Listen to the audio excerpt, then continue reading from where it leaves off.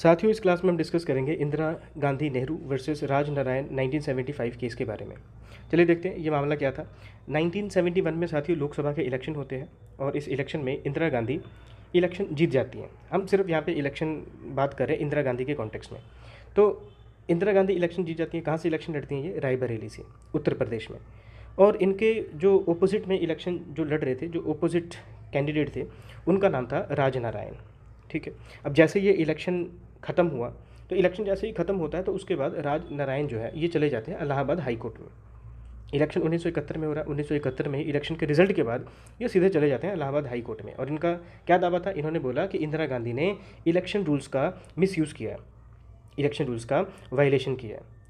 इन्होंने ये एलिगेशंस लगाए इंदिरा गांधी पे कि इन्होंने गवर्नमेंट रिसोर्सेज का अपने वेलफेयर के लिए, अपने बेनिफिट के लिए अनफेयर तरीके से इसका इस्तेमाल किया। ये एलिगेशंस लगाए जाते हैं इनके पॉलिटिकल ओपोनेंट राज नारायण के द्वारा। फिर इलाहाबाद हाई कोर्ट ने फाइनली इस मैटर पे कब अपना जजमेंट दिया? 1975 में।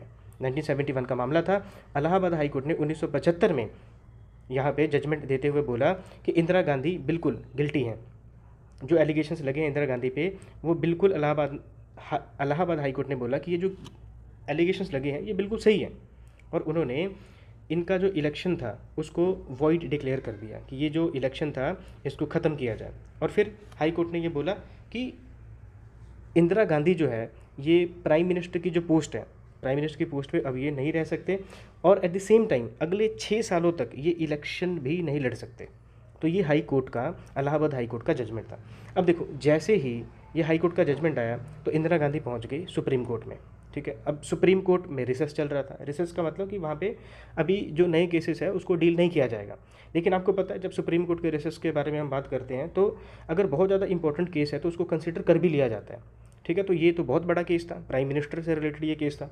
तो सुप्रीम कोर्ट ने इस केस को कंसिडर कर लिया और जजमेंट में ये बोला कि हाई कोर्ट का जो जजमेंट है इस पर एक स्टे लगा देते हैं। ठीक है। इस पर रोक लगा दिया गया और इंदिरा गांधी को अलाउ कर दिया गया कि वो पार्लियामेंट्री मीटिंग्स जो है, पार्लियामेंट्री सेशन जो है उसमें पार्टिसिपेट तो कर सकती है, लेकिन वो डिबेट में पार्टिसिपेट नहीं कर सकते, ना ही वो लोकसभा में वोटिंग कर सकते हैं। तो ये सुप्रीम कोर्ट का यहाँ पे जजमेंट आया।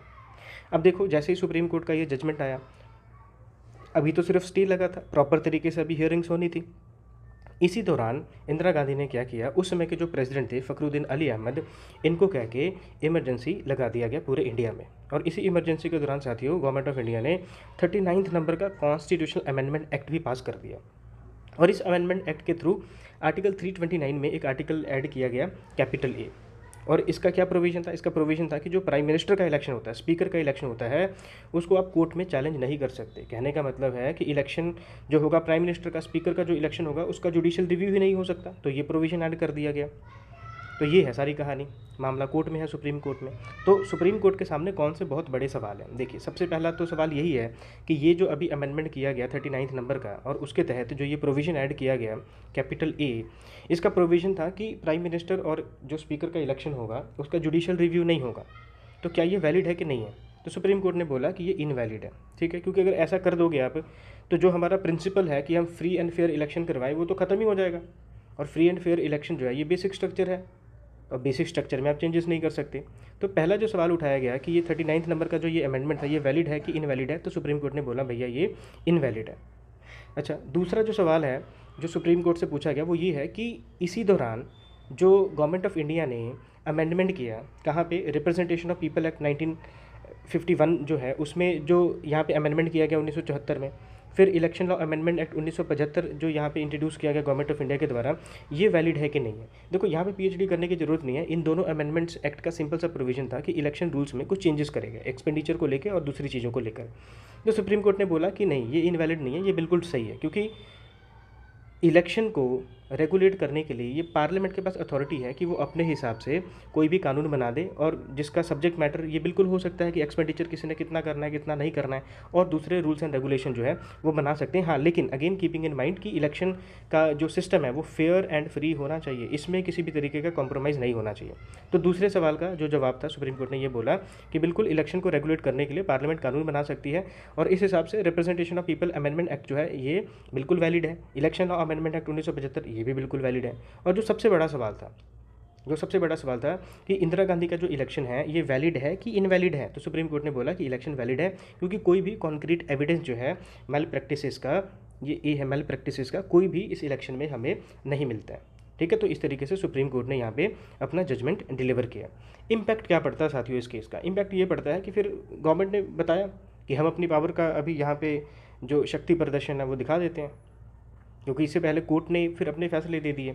ठीक है, अब बारी थी यहाँ पे गवर्नमेंट की, तो गवर्नमेंट ने बोला कि चलो एक अमेंडमेंट करते हैं कॉन्स्टिट्यूशन में।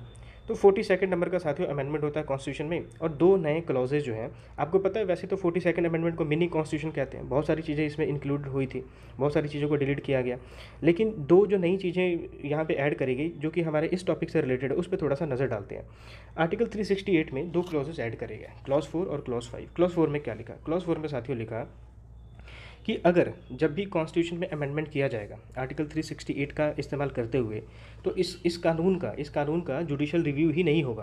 तो आपने देखा था ना, तो आर्टिकल 329 जो था उसमें अमेंडमेंट किया गया, ठीक है, और फिर सुप्रीम कोर्ट ने बोला ये बिल्कुल गलत है। तो अभी इस अमेंडमेंट के थ्रू गवर्नमेंट ने ये बोला कि अगर हमने अब अमेंडमेंट किया आर्टिकल 368 का यूज़ करते हुए, तो इसका जुडिशल रिव्यू ही नहीं होगा, कोर्ट में जाएगा ही नहीं मामला, अगर चले गया तो इस पर सुनवाई नहीं होगी। फिर क्लॉज 5 क्या कहता है? क्लॉज 5 ये कहता है कि गवर्नमेंट के पास ये एब्सोल्यूट अथॉरिटी है कि वो कॉन्स्टिट्यूशन के किसी भी पार्ट में अमेंडमेंट कर सकते हैं, ये इनके पास कॉन्स्टिट्यूएंट पावर है। ठीक है साथियों, तो इस टॉपिक में कम से कम इतनी इन्फॉर्मेशन हमें पता होनी चाहिए। So thank you for watching, keep learning, keep growing. जय हिंद।